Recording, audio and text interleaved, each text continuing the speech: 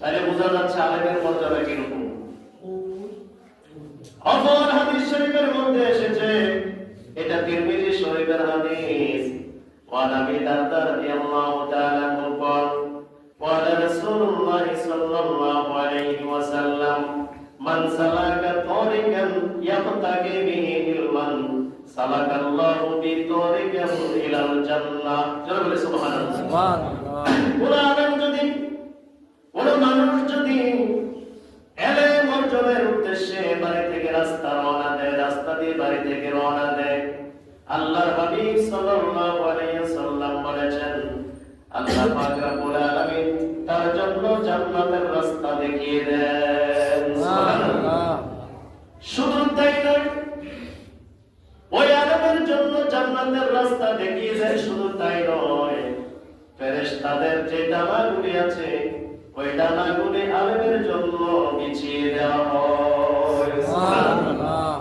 শুধু তাই নয়, আল্লাহর হাবিব সাল্লাল্লাহু আলাইহি ওয়াসাল্লামের দরবারে এসে বললেন, একজন লোক এসে বললেন, ইয়া রাসূলুল্লাহ, ইয়া হাবিবাল্লাহ, নবী গো, আমি সুদূর অনেক দূর থেকে এসেছি, দামেস্কের জমিন থেকে অনেক দূর থেকে এসেছি আপনার দরবারে, আপনি আমাকে ইলম শিক্ষা দিন।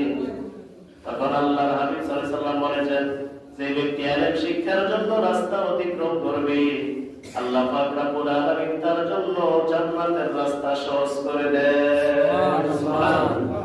আর জোরে বলি সুবহানাল্লাহ। সুবহানাল্লাহ। ইলম শিক্ষার জন্য যারা রাস্তা অতিক্রম করবে তার জন্য কি জান্নাতের রাস্তা সহজ করে দেন। আপনারা যারা জুমাতে এসেছেন আলোচনা শোনার জন্য, বাড়ি থেকে রওনা দিয়েছেন, আলোচনা শুনবেন, একটা হাদিসও যদি শিখতে পারেন, আল্লাহর হাবিব সাল্লাল্লাহু আলাইহি ওয়াসাল্লামের হাদিস মোতাবেক বুঝতে পারলাম, আপনার জন্য জান্নাতের রাস্তাটা সহজ করে দিচ্ছে। সুবহানাল্লাহ। আসে না তো আলোচনা শুনতে চায় না মানুষ, মানে আসে প্রথম দিনের নামাজ পড়তে হয়, এটা বৈশিষ্ট্য জুমার দিনে, ঠিক কি না? এই কাজগুলি আমরা বেশি করি। আমরা আলোচনা শুনতে চাই না, ইলম শিক্ষা করতে চাই না, কোরআন হাদিস বুঝতে চাই না।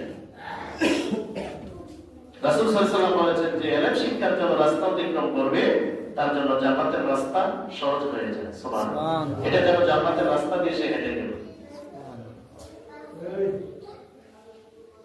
আল্লাহর হাবিব সাল্লাল্লাহু আলাইহি ওয়াসাল্লাম দারিমি শরীফ থেকে একটা হাদিস দেওয়া হয়েছে, মাররা রাসূলুল্লাহ সাল্লাল্লাহু আলাইহি ওয়াসাল্লাম ফি মাজলিসাইনি ফাকালা কালামা খায়র। আল্লাহর হাবিব সাল্লাল্লাহু আলাইহি ওয়াসাল্লাম দুইটা মজলিসের পাশ দিয়ে রওনা দিলেন এবং দুইটা মজলিসের দিকে তাকিয়ে দেখলেন,